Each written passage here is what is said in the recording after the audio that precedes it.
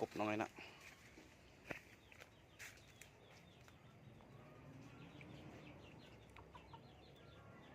กบบอนใหญ่หากระเลียง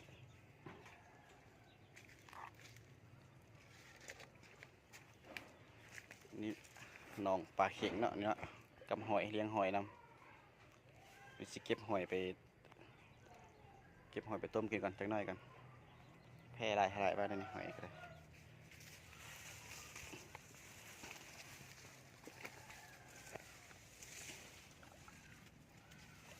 ปลาเข็งสวมมือนี่ป่านนี่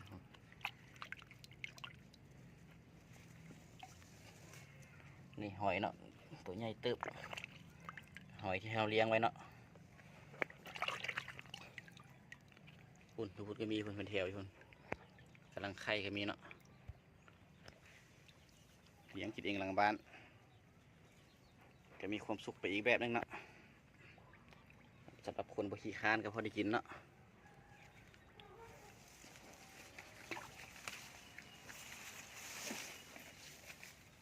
โอ้ตัวใหญ่เลย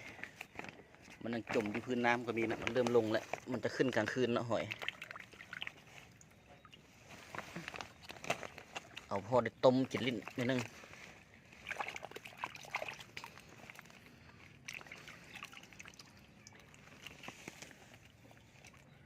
จงกินไปงวดหนึ่งแล้วเนาะอันนี้เป็นงวด2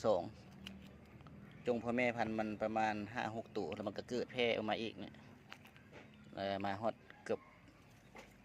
10 เดือน11 เดือนแล้วมันนี่พอดีได้กินเนาะมันจะซ่อนกันขึ้นมาตลอดเลยมันจะไข่แล้วก็เกิดตลอด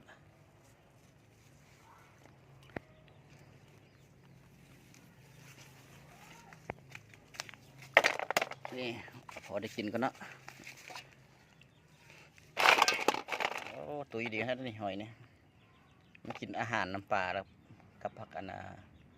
ผักตบเนาะอาหารมันเนาะพอได้ต้มจำเจียวลิ้น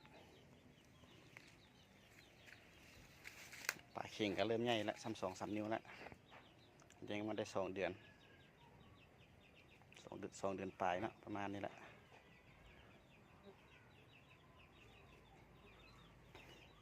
กบเฮากระบอกหรือใหญ่กบก็ได้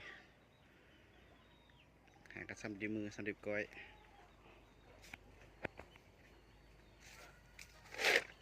เอาไปต้มหอยกินดีกว่า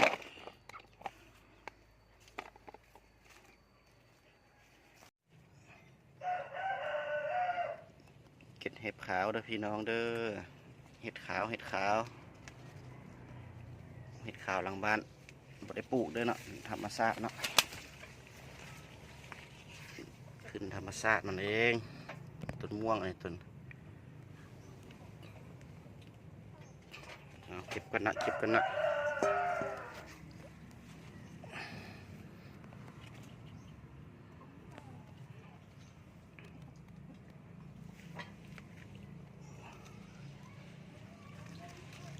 เรียนสับล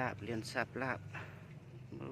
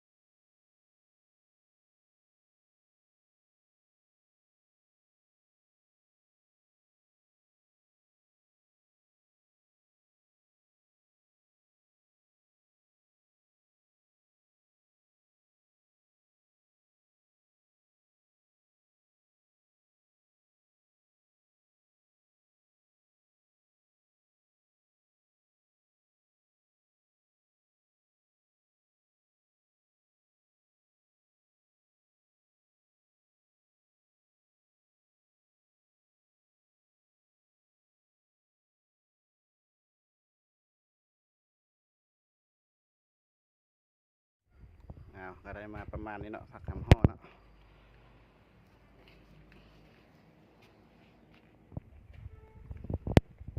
วกเนาะ